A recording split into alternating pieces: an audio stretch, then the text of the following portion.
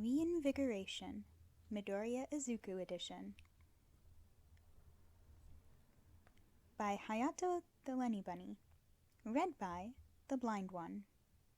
Content warnings for this one include references to depression and suicidal thoughts that are rather prevalent, so take care of yourselves.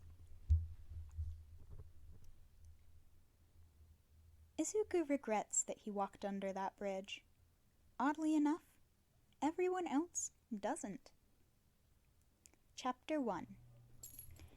Izuku walked down the road and debated the height of his apartment building.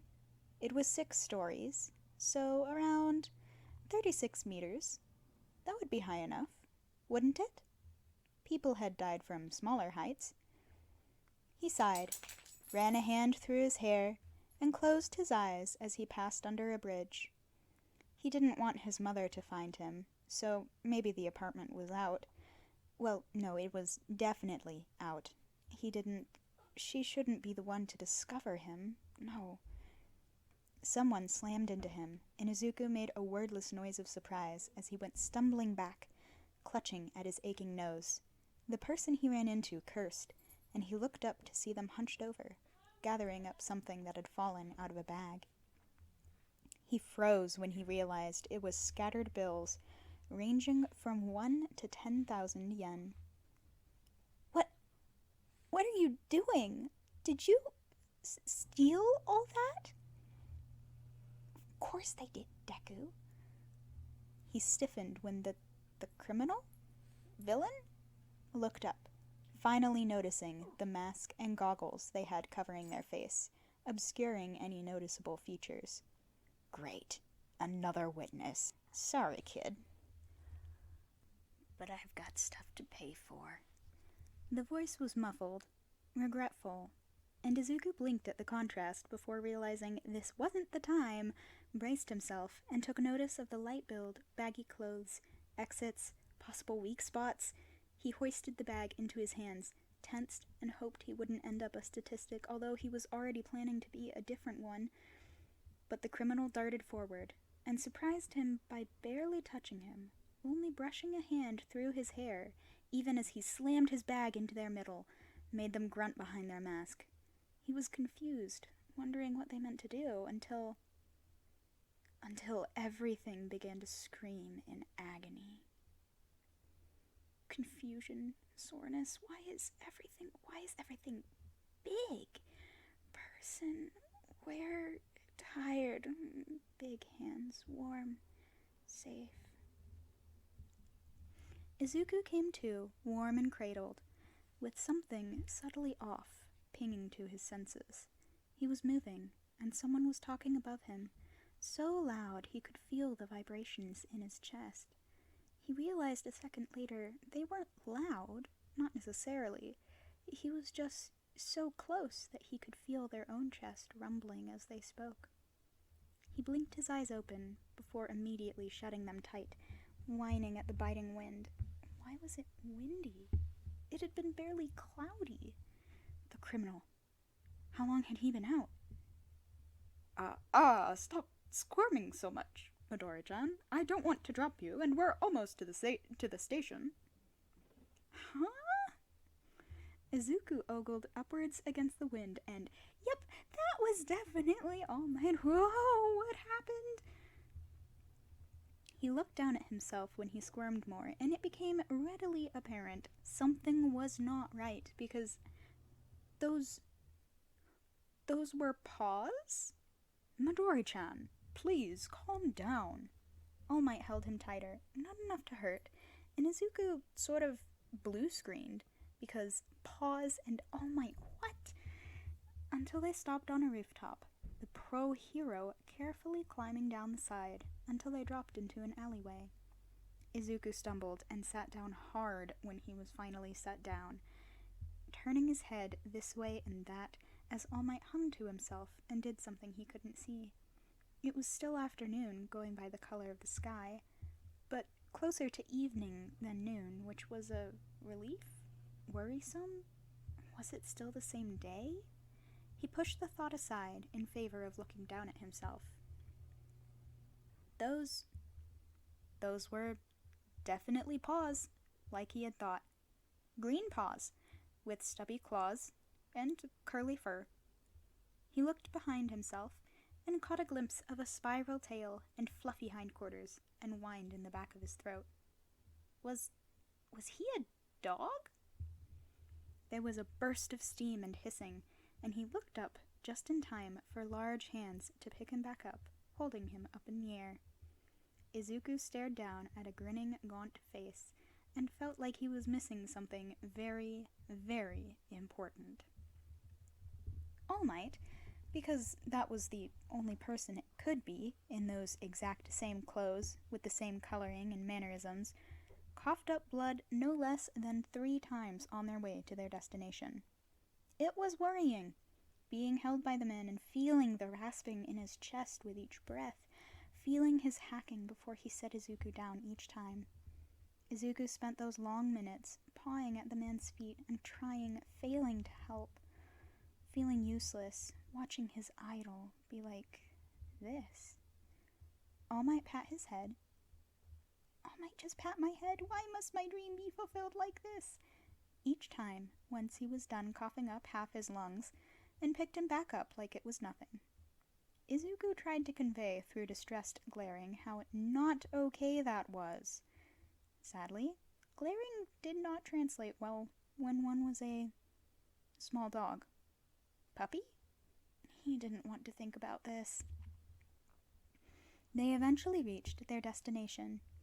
It was the police station, of all places, and Izuku had the passing thought that All Might knew he was really human, that he was here to report a victim of a quirk. But no, the man wouldn't handle him so casually if he knew. Maybe it would occur to the man, once his parents reported the teenager with green hair and eyes being missing. Mom and Dad.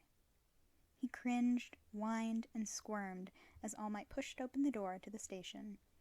The man glanced at him curiously, adjusting his hold, but didn't say anything as he went deeper into the building, eventually stopping at a door and knocking.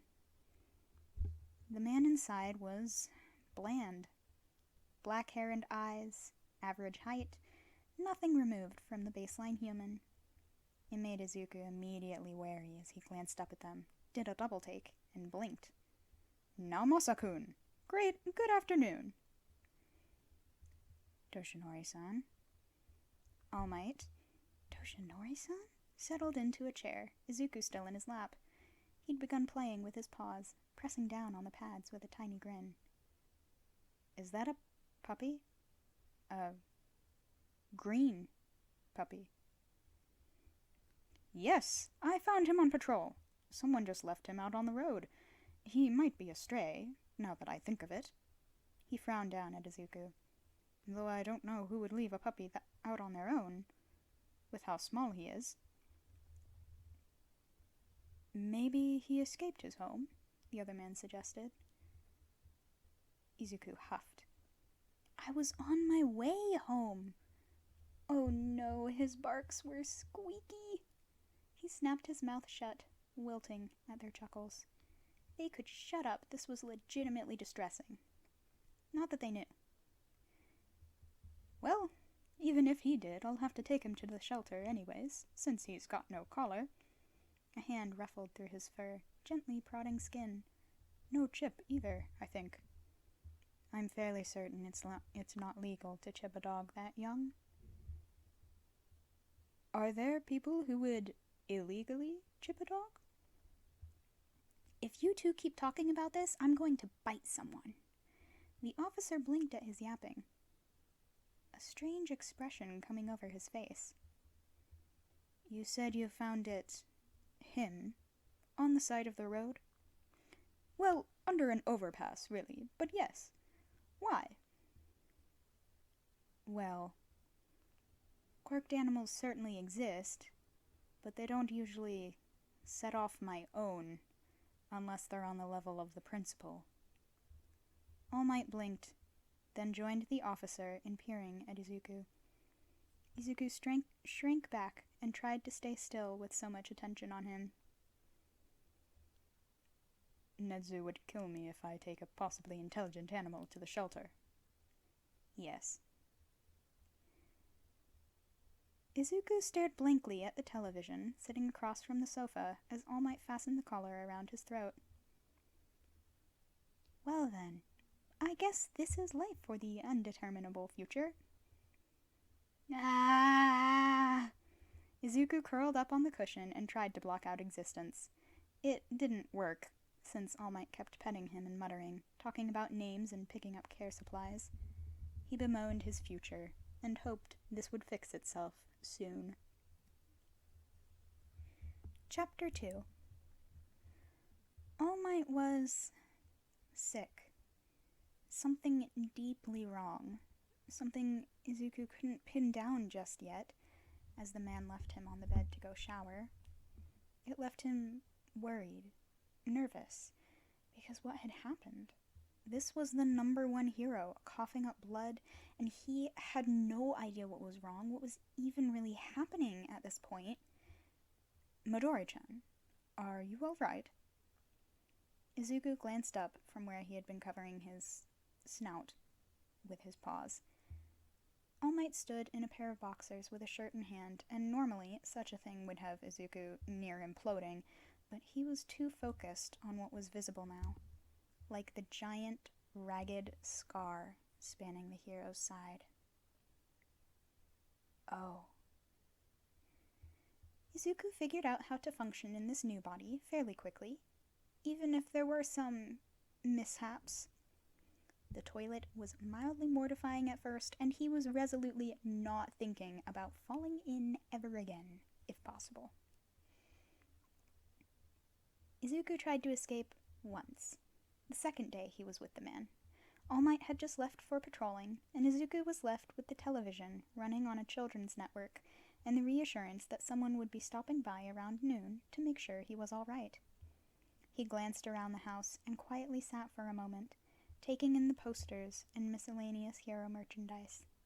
Then, after a moment where he collected himself, he got to work. The bathroom's windows were too high for him to reach, and the one in the bedroom's lock was too small for him to maneuver without breaking something. He didn't want to break anything either, which meant he couldn't make a violent exit through the back door's glass pane. That left the front door, which he sat and stared up at for a good 10 minutes. He was tiny. How was he supposed to do this? Pushing a chair didn't do more than give him one toppled-over chair. Trying to jump on the end table nearby led to a bruised leg and limp that would take a while to fade. Eventually he tried just jumping up to try the handle, managing to strike the lock with a claw, but not much better, and he sat back on his haunches and whined because this wasn't fair. He needed to leave before All Might came home. He didn't want to be here and make the man keep taking care of him. It was All Might. He didn't need to be looking after some...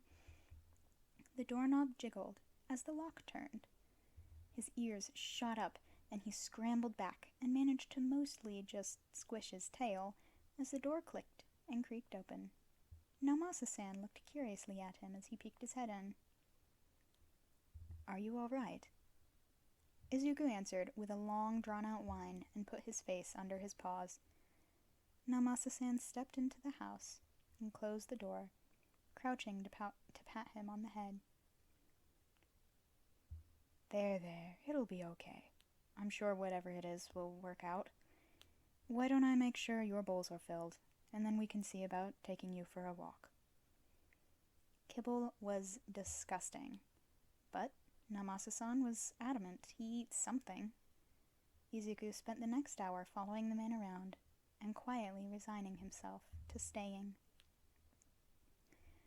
All Might only patrolled continuously for 5 hours every day, during the high hours when activity was peaking, and came home around 4 or 5, usually coughing, while he hauled his costume in a duffel bag. Izuku wondered just how the injury had cut this much into his work, without anyone noticing. The injury in patrols didn't stop him from attending to Izuku, though. He was hesitant around him, dubious, thanks to Izuku's supposed intelligence, but kind, making sure to feed him and attempting to play with him. The check-ins became a rotation of bemused police officers and lower heroes, since Naomasa-san couldn't do it every day. Izuku now had a steady stream of visitors that had no idea whose house they were visiting, but did know that the owner's dog was a nervous thing that would squint and run if they tried to pet or play with him. The one time All Might brought home a tennis ball and tried to play catch with Izuku, he watched it sail through the air and hit the wall, before giving the man a dull stare and lying down. All in all, living with the man wasn't a trial. He was taken care of, wasn't necessarily treated like a mindless animal, and that was reassuring, but it didn't stop him from feeling like a burden on the man, a liar. All Might had no idea what Izuku was, didn't have to take care of Izuku. And yet, here Izuku was, wasting someone else's time again.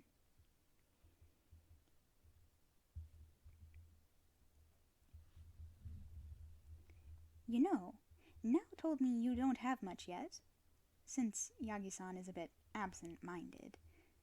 The Catman peered down at Izuku, bag in hand.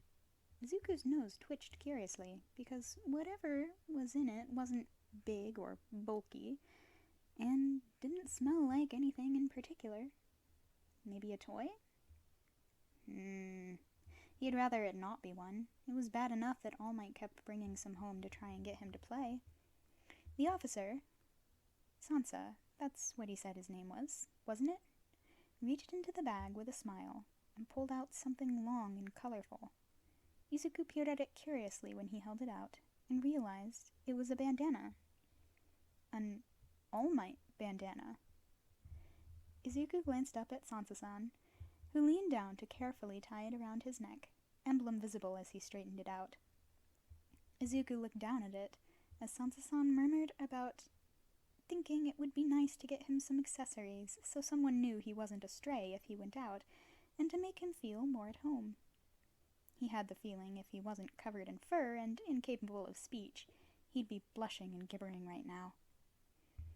Sansa-san had more tiny things, like a wide teal ribbon, more bandanas in the style of other heroes' costumes, and even a collar with tags, lifting off both All Might and the station's information, although he said that it was just plain leather since he knew Yagi-san would likely just take the tags. Izuku watched him set aside the rest for All Might to look through, and shoved his head into the man's leg the moment he wouldn't knock him over. Sansa-san pat him on the head with a chuckle and said he was welcome.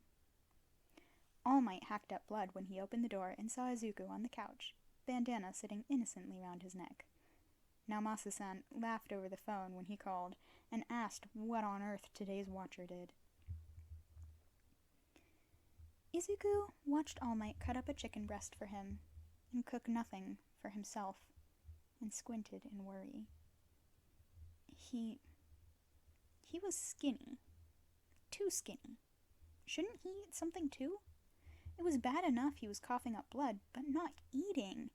That just made him worry more, because how could he be disregarding his health like it was nothing? All Might finally noticed his staring. He smiled and waved the knife. Don't worry, Makiki-chan. I'll have this done soon. I know you must be hungry. That's not what I was worried about, but okay. Izuku stared at the bowl when it was placed on the floor, then looked back up at Toshinori. He was watching expectantly, waiting for Izuku to eat some, and he'd figured out that he could eat raw meat, but the man needed to eat. All Might frowned when he toddled away from the bowl and towards him, tugging on a pant leg. The man didn't clue in at first, tilting his head. Does it smell weird? What's wrong? Izuku made a noise of frustration, wished he could just talk, and went back to the bowl, pushing it forward towards the man as best he could before looking back up expectantly.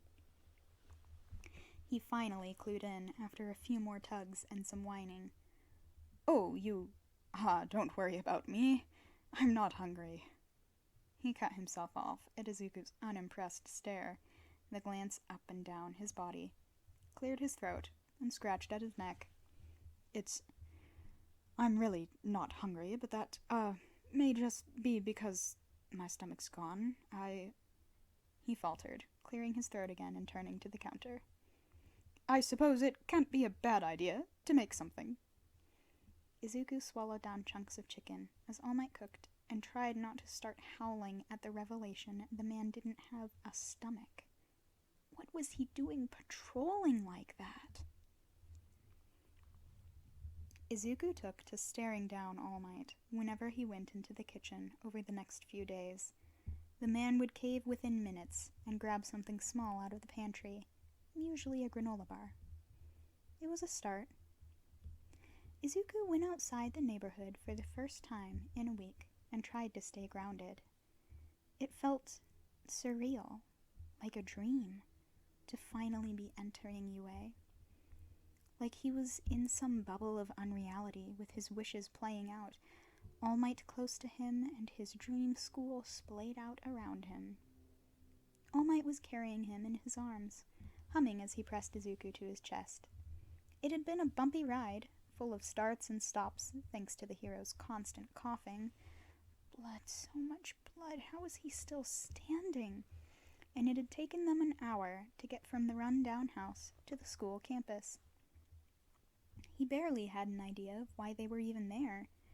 Had a vague idea who Nezu was, knowing a quirked animal worked on the UA staff, maybe having looked him up at some point, but he didn't see how the being could help him any. It didn't matter now. They walked up the steps, passing curious students that looked at the pair with no small amount of curiosity. Izuku cringed at their stares and tucked his head in one of the many folds of All Might's suit. Eyes on him no matter what happened, it seemed. The door they stopped at was large, plaque proclaiming it to be the principal's, and oh, that's where he'd heard of Nezu before. He was the freaking principal! All Might pushed the door open after a cheerful voice called out, tiny shiver running through him. Not ominous at all, that was. The figure behind the desk was some mix of mouse and human, sitting upright, with giant paws somehow clasped together. Izuku resolutely didn't think about the online forums he'd seen, as All Might took the seat in front of the desk, positioning Izuku so that he was safely on his lap. Izuku shuffled a bit, before turning to look at the other mammal, who gave him a curious glance. The two made small talk, All Might going on about recent patrols and someone named Osamu emailing him, and Nezu talking about students before their conversation quietly petered off and they began to peer at Izuku. Nezu cocked his head, muzzle drawn into a pensive expression as he stared, and Izuku shrank back slightly at it. Toshinori-kun, do you think you could leave? For a moment? All Might startled, but didn't protest, placing Izuku on the desk as he rose and left the room. Nezu kept looking at Izuku, and it made him sweat, want to hide. I don't know if Toshinori-kun has told you, but my name is Nezu. I may not look it, but I am completely animal, with a quirk that gave me intelligence superior to a human. The principal finally said. I suppose he brought you to me because of that. I would hope he did, instead of simply doing it because I'm an animal. Izuku folded his ears back and nodded slowly. The man had seemed to care more about knowing how to handle him than Nezu being able to figure anything out, but that sentiment had certainly been a part of it. You know spoken Japanese to some extent, then? That's good. Nezu ducked under his desk, shuffling for a moment before pulling out a tablet, setting it on the desk. It flickered through hiragana, a directory leading to different rows. Nezu set it down with a huff, smiling at his wide eyes. Do you know how to use this writing system? I have Roman and kanji as well. Izuku carefully stood and observed the tablet, before reaching and tapping as best he could on wa, then e. Nezu smiled again and began asking questions. It was obvious the mammal expected the worst. He asked Izuku what he remembered, if any of it involved people in white coats, needles, pain, hurt. Izuku answered no to all of them, but the mere thought of having gone through experimentation made him sick. Wonder just what the mammal across from him had dealt with. When it was obvious Izuku hadn't come from any illicit animal experimentation, Nezu changed tactics, asking what he did remember. Izuku faltered, wondered what to say. If he mentioned he was human, that would bring up questions of just who he was, if he had any family to contact, and he didn't want to burden his mother more, like this. Stress his father out while he couldn't do anything a country away. Make them worry about him any more than they had. He barely wanted to inconvenience All Might, thought about slipping away some days. But the man seemed genuinely happy to have him, for all that he wasn't some energetic puppy for him to play with. So, Izuku said he didn't remember much.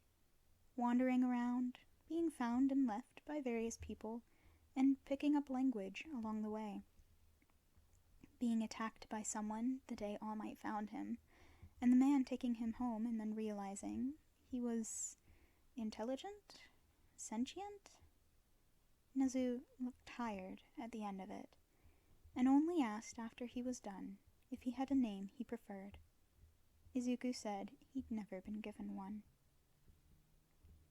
Nezu told All Might to treat him like he would any other person, albeit in a smaller, furrier shape. He pointedly recommended finding a way to communicate that didn't require speech as well, which Izuku was thankful for. There was only so much charades could convey.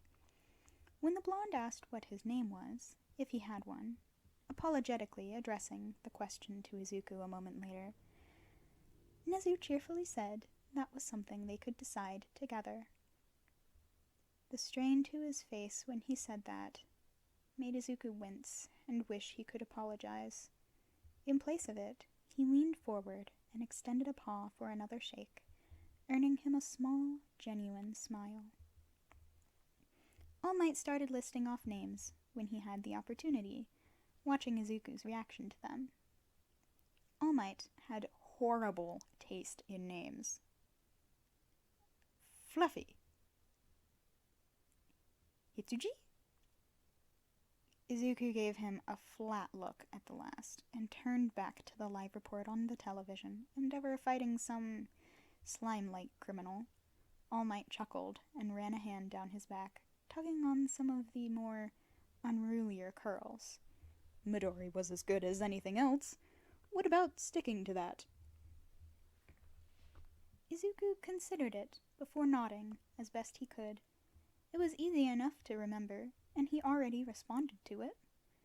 All Might grinned in delight and leaned back, whooping as Endeavor encased the villain on screen in a circle of flame. That's it then. Midori it is. What do you think? Does it go well with Toshinori? Izuku blinked. Right. All Might had a name. Toshinori. He wondered what characters that used. There was something strangely freeing about technically having nothing to do all day. He'd spend his morning following around All Might during his morning routine, having breakfast, and then going on a walk around the neighborhood and a nearby park.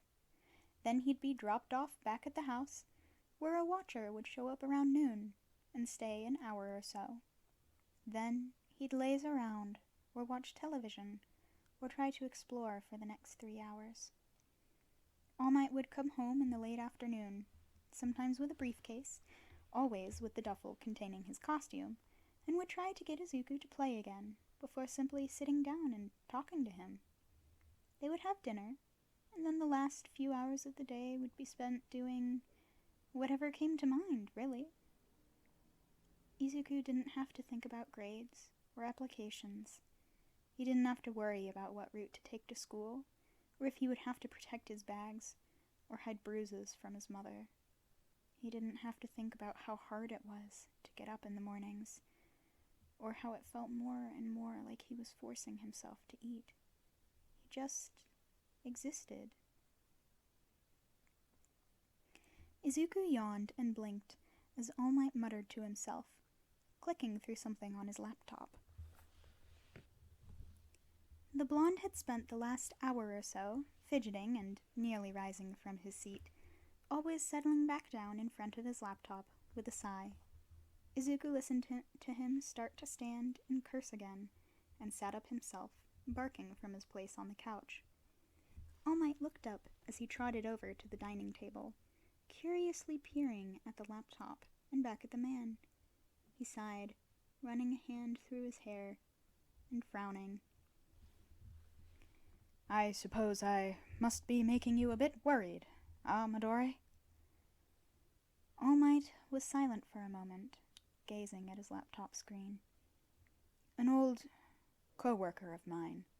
He's trying to help me, and I'm grateful for it, but it's been so long that I feel like I should say something. But we ended on such bad terms, and what he's offering, it's so serious, I suppose, that I'm hesitant to just accept like that. Izuku sat back. Well, that was a conundrum Izuku didn't really know how to help with. He looked at All Might and tilted his head, waving a paw.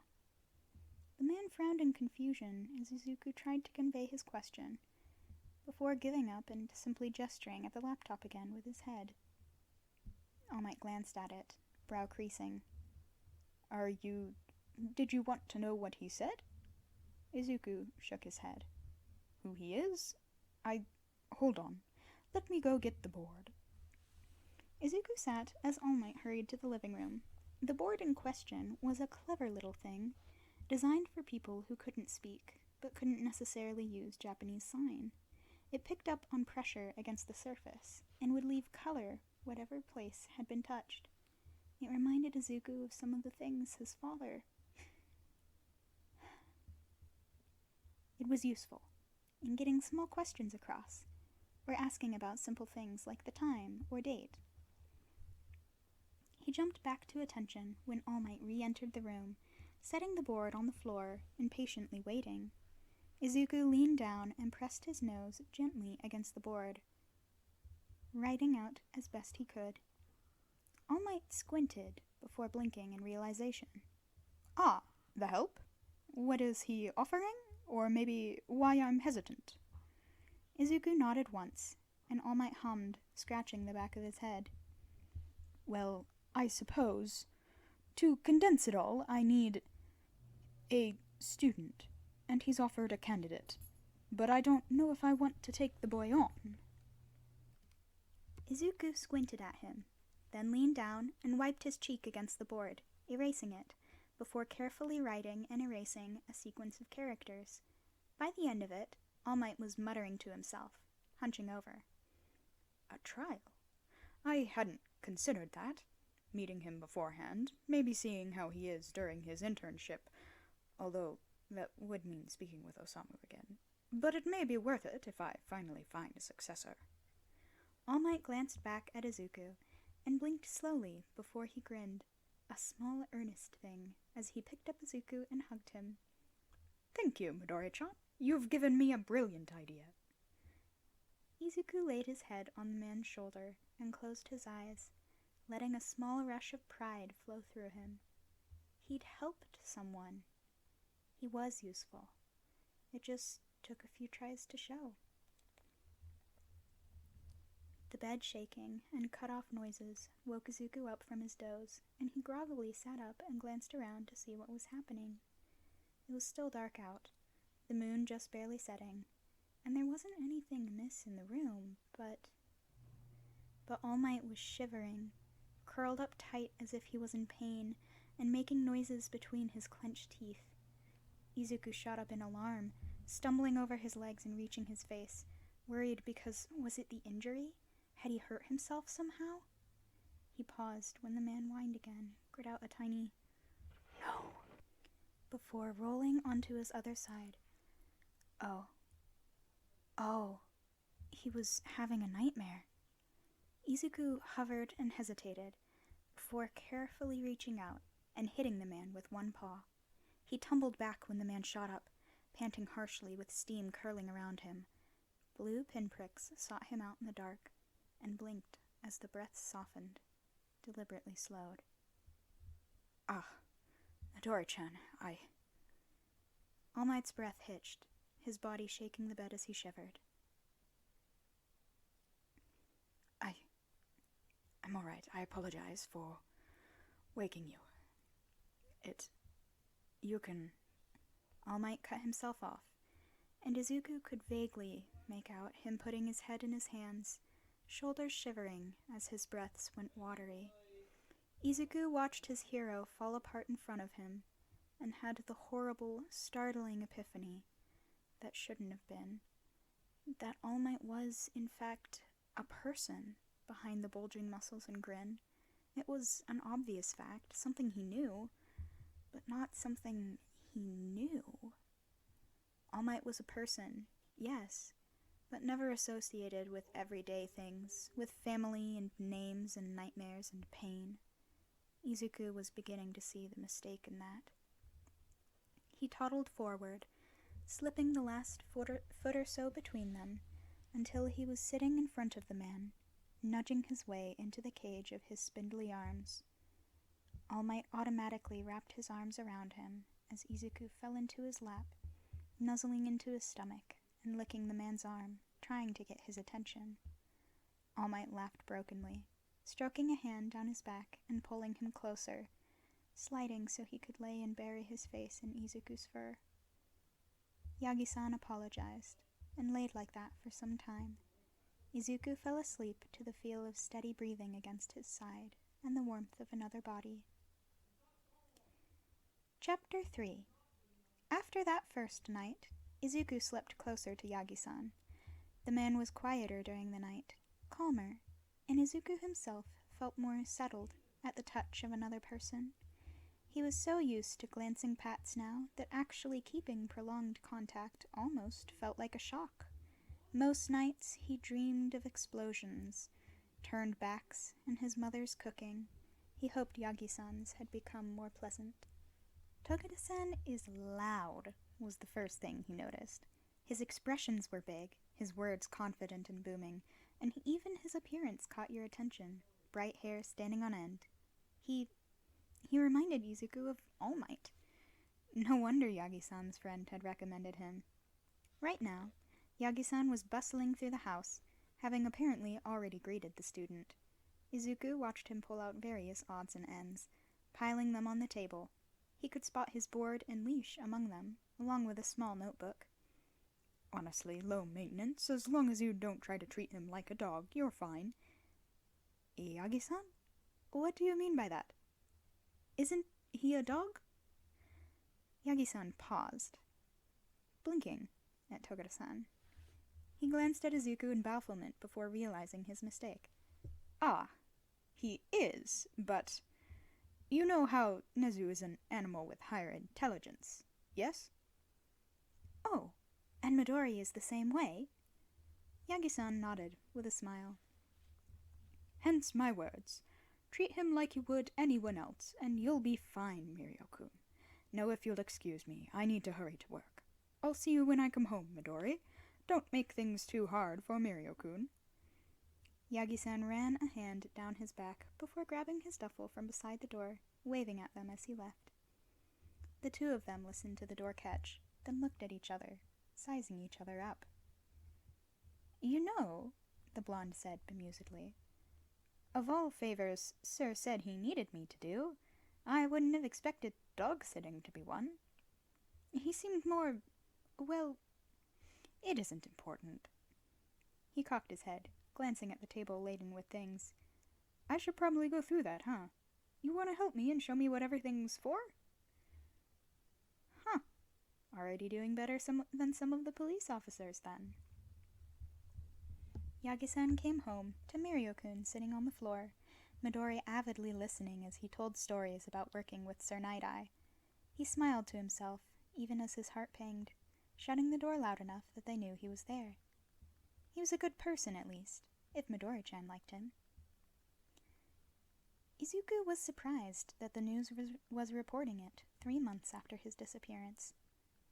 He was surprised they were reporting it at all, considering, well, his school had made it clear no one would care about some worthless, quirkless kid. The news report on screen transitioned between different takes, showing concerned students and teachers, before fading to a picture of his school ID. A hand nestled in the fur at his neck, digging in and scratching as Yagi-san hummed. It's always horrible when a child disappears. His mother actually came into the station within a day of his disappearance, according to Naomasa-kun. No one wanted to take her seriously. Izuku fought down the surge of guilt at that. It was better for everyone this way. He perked up, though, when the news flipped to a picture of the school itself, voiceover taking a stern tone. Suspicions that multiple students may have been involved in his disappearance, going by testimonies, particular one Bakugo Katsuki. There are multiple accounts from peers of harassment from students, as well as supposed neglect from the teachers and staff. The parents of Midoriya-kun are pursuing an investigation to see if it might have played a role in... Izuku stared blankly at the screen as Yagi-san kept running a hand through his fur, muttering under his breath. Well. His mother and father would get some of the closure they would need. Maybe.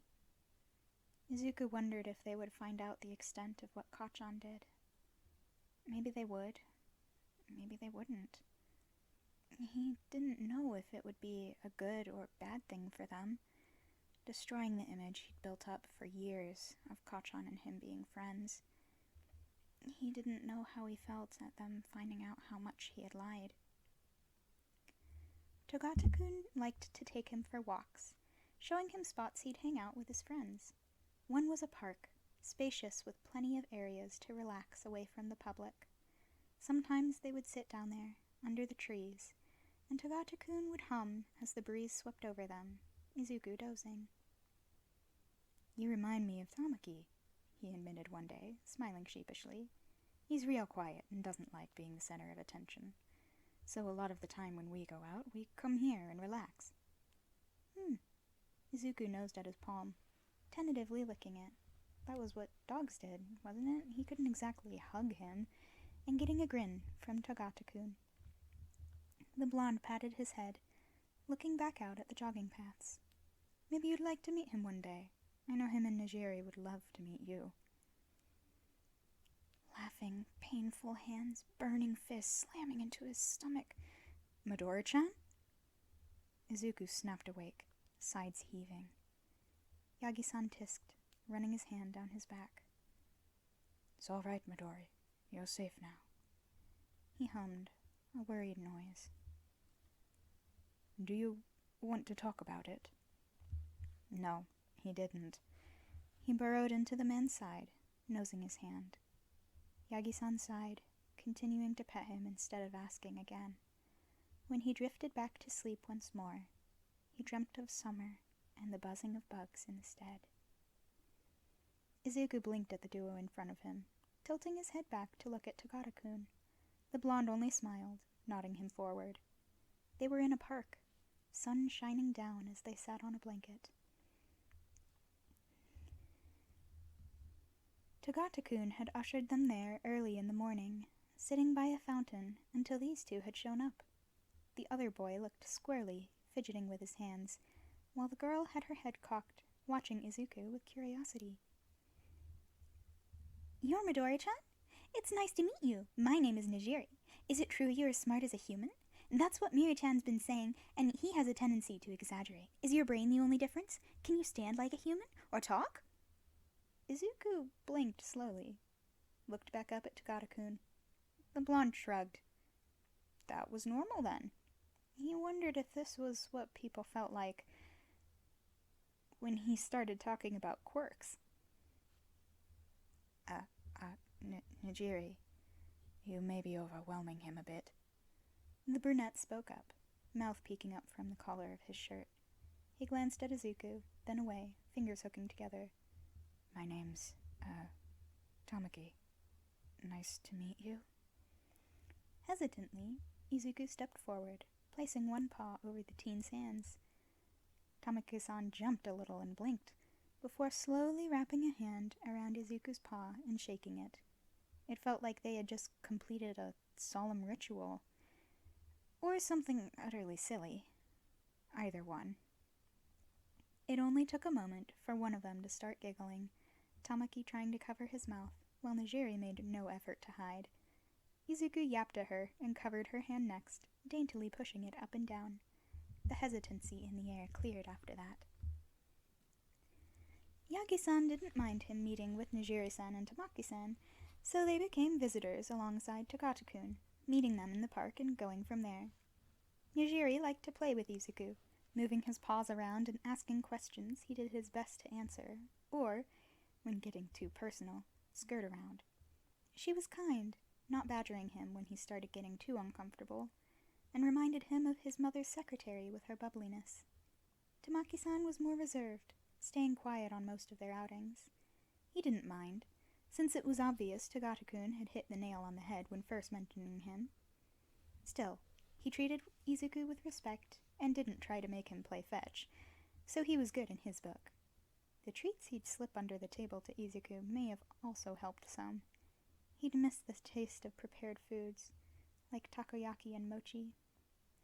It was two more people he knew in this new life that didn't expect anything from him, see him as anything but the hyper-intelligent dog with a skittish demeanor. It was freeing. Yagi-san paused from where he was flipping his omelet, peering down at Izuku. Izuku paused himself in gobbling down a piece of chicken, cocking his head in question. Yagi-san reached down, poking at one of his ears, that flicked in response. The hero grinned. "Your ears are standing up." "Oh." Izuku turned, peering at himself in the reflection of the oven. Now that he looked at himself, he could see it. Huh. What exactly did that mean? "You're going to be a handsome dog soon enough, Midori-chan. Though I don't know if you'll be growing much more, considering the past couple months." Izuku sat down as Yagi-san kept rumbling, staring at himself. Growing. Right. Dogs did that, faster than humans. He wondered how long he would have as a dog, what would happen if he ever turned back, if he could go back to a normal life. The trio were UA students, going by the stories they told, and the fact they were interns with some of the most popular heroes in the city, much less Japan, it had made Izuku contemplative about this all lately. If he could ever switch back to being a human, what would he do? His education would need to be continued, but he'd be older than anyone in classes at that point. No doubt he'd be held back now if he was able to return right at this instant. And his body, would he have to relearn how to move as a human again? How to walk upright? Use his hands? He had that dream of going to UA he had held on to for so many years that had been curb-stomped by Kachan, and with an actual bona fide student in front of him, it only felt more foolish. He'd be better off as he was. It was easier being touched now. He slept with Yagi-san each night, which sort of necessitated it, and Takata-kun and the others were physically affectionate. It was either get used to it, or have a meltdown. Truthfully, it was. Strange, being touched in a positive way by anyone other than his mother. Nice, though. He'd forgotten as a human what it was like to have someone run their hands through his hair, and now that was almost all anyone could do in this form. He was all too glad to let Nejire-san take a brush to his fur and rub his ears, talking all the while. The news started showing more and more coverage of his disappearance. The reporters kept implying it was a suicide, and he wanted to scream every time because he didn't get to. He was stopped. They shouldn't be saying that where Mama and Papa can listen. So they started covering his disappearance more, and the court case linked to it. Apparently, the investigation they had revealed earlier that month had exploded. Evidently, his teachers weren't supposed to have agreed with the years of gaslighting and isolation. Who knew? So he got to hear about his mother's manhunt from Yagi-san, Nomasa-san, the UA trio, who was nervous for what this meant for them in society. Because it wasn't simply his school justifying this, of course. It was the educational system that had seen and ignored it, the principal that had listened and dismissed him. For all they knew, schools up to UA could be restructured to prevent something like this again. If his mother had her way, they would be. Each time he saw her and his father, arms around each other, and obviously close despite the trouble, he wondered when he'd ever fit into that picture. UA was still towering, intimidating like this, but being on his own feet helped. Izuku trotted next to Yagi-san, barely managing to keep pace with his long strides. They were here for lesson plans, since what little Yagi-san had shown him of what he had in store for his first students was not well thought out. And hadn't that been a surprise, learning the man would be a teacher next year? He would have put himself through hell to be taught by the man, and these kids would get that chance thanks to their luck. Of course, they'd never get the chance to see more than All Might, which mattered quite a bit more to Izuku now. Yagi-san led the way down to the staff room, strolling down the hallways. The students were out for break, so the halls seemed almost cavernous, footsteps echoing as they walked. There were 3 teachers in the staff room when they entered, one recognizably Present Mike. The other 2 had long hair and tired complexions, though one slipped out of the room as soon as they entered. The last stared at Yagi-san with no small degree of tired resignation. "What are you doing here? Don't you usually run patrols around this hour?" "More importantly, did you gain weight, Yagi? You've got some more meat on your bones compared to the last time we saw you." Yagi-san smiled sheepishly at them, hand coming up to curl around one bang.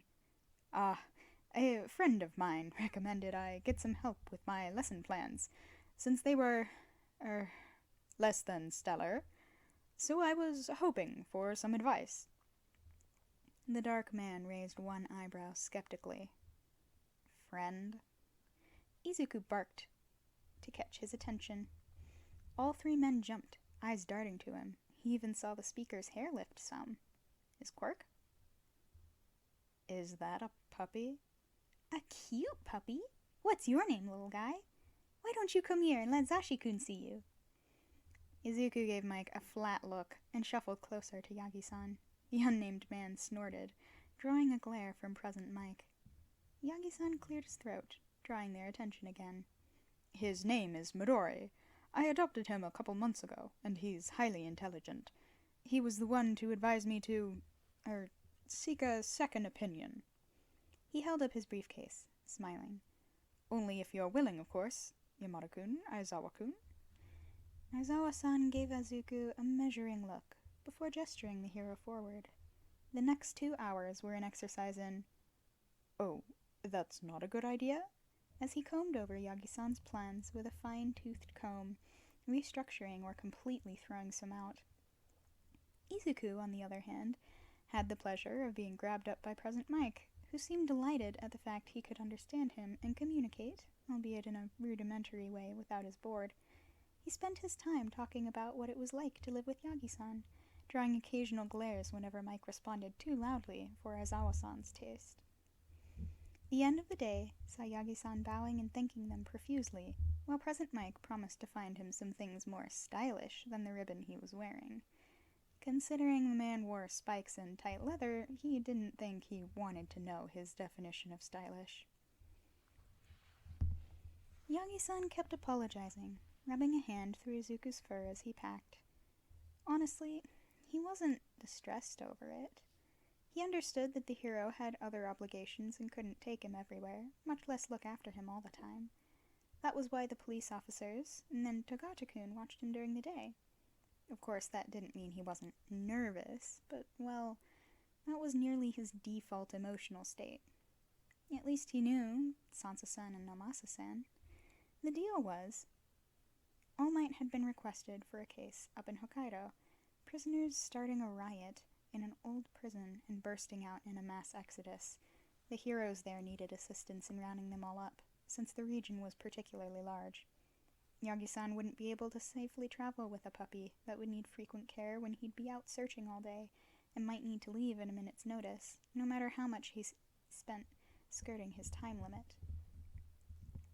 So he'd asked Sansa-san and Amasa-san to look after him for the duration of the mission, since they could be trusted to take care of him properly.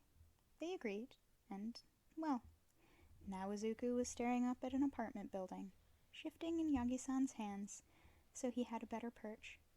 Everything he needed was in a bag over the man's shoulder. It was strange how his whole life could be bundled up into one bag now. He didn't know how that made him feel.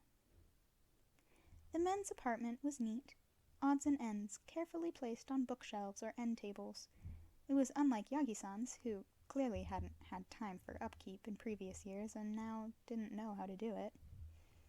Namasa-san was with them since they had stopped by the police station first, and he chatted with Yagi-san as he took the bag from him, going over the less obvious things inside and the finer details of the mission. Izuku let them talk and wandered about the apartment, nosing open doors.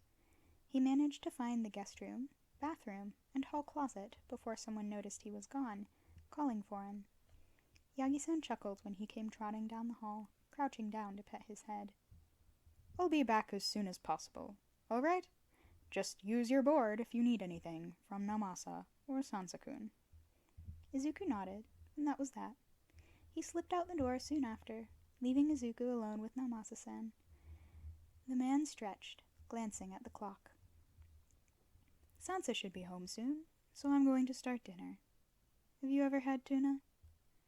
Fish tasted strange as a dog, saltier than he was used to. Namasa-san laughed and pat his head when he scrunched his nose up in surprise and stared at the plate in bemusement. They established a routine over the next few days. Whoever's shift was later, Izuku would wake up and go with them to the station, usually Namasa-san. He'd spend the day at the station, listening to the frankly startling amount of gossip officers got up to, and reading on a handicap-accessible tablet, and then go home with whoever went home first. Depending on the hour, they would lounge around or begin dinner. It was a relaxed routine, Namasa-san and Sansa-san talking to him throughout about random things. They had no issue treating him like a person, having already looked after him. And it was nice to have someone outside Yagi-san to speak to. One night, Izuku went home with Sansa-san, Namasa-san needing to stay back thanks to a case that was dragging on. Izuku rode the train in the man's lap, listening to him hum quietly to music. It was warm, the weather shifting to summer now that July was coming up upon them, and Izuku was getting drowsy thanks to that and the rocking of the car. July. He'd be turning 16 like this. He'd be spending his first birthday away from family. His mother and father must be... Izuku whined, shaking his head and pushing it underneath his paws. Sansa-san ran a hand down his back, asking what was wrong. Izuku only shook his head. When they got back to the apartment, the man whipped them up something simple, and they ate on the couch, watching some mindless comedy show. Sansa-san put up the dishes, and then went back to watching, eyes growing heavier and heavier. Izuku didn't even notice Sansa-san picking him up and placing him in his lap, running a hand down his back. He only nuzzled closer, sighing. They fell asleep within the hour. Namasa sighed as he stepped into the apartment, running a hand through his hair. The precinct was in chaos with how they were having to divide resources. It was mind-boggling how far one disappearance could ripple. But, well, the firebrand had power, Midoriya-san even more so. What they wanted, they got. He shook his head, casting thoughts of work out of his mind as he took off his shoes. Walking in, he paused when he stepped into the living room. Sansa was on the couch, head visible above the back. He could hear him purring lightly, ears twitching to whatever dreams he was having. Walking around to the front, Namasa sighed softly and smiled. Midori was curled up in his lap, face nuzzled into Sansa's stomach. He was about to nudge Sansa awake so that they could move to the bedroom, but paused. He got his phone out and snapped a few pictures, sending them to Toshinori. What they didn't know wouldn't hurt them. Then he shook Sansa awake and listened in glee as he tried to insist he hadn't been purring. Sure, sweetie. Grab Midori-chan and let's go to bed. The trip to the station the next morning was lighthearted, Izuku doing his best to ignore them as they chuckled because, of course, he would be a bit embarrassed at waking up between them. The station was packed as usual as they walked in, receptionist waving at Izuku and Namasa-san, and he was tired enough that he didn't recognize the voices he heard at first. When he did, he froze and looked off to the side and saw 3 familiar figures, waiting patiently with taut expressions. His mother's business partner blinked in the second it took for him to go sprinting in the other direction. Midori? He ignored Namasa-san and ducked under a random desk, wedging himself into the corner. The officer seated there stared at him bemusedly, raising a hand as Namasa-san kept calling for him. Midori-chan, what was all that about? Sakura, can you... The officer moved obligingly, giving Namasa-san space to crouch down. He stared at Izuku in concern, but the teen ignored him because he'd caught sight of his mother in the split second before he dashed, had seen the firm slope to her stomach and the protective hand she kept over it as she spoke with his father. They truly didn't need him now. He'd been replaced. Alright, so that was chapters 1 through 3. There are 6 chapters total, so be on the lookout for 4, 5, and 6 next week. I hope that you enjoyed. Be sure to give some love to the original fic.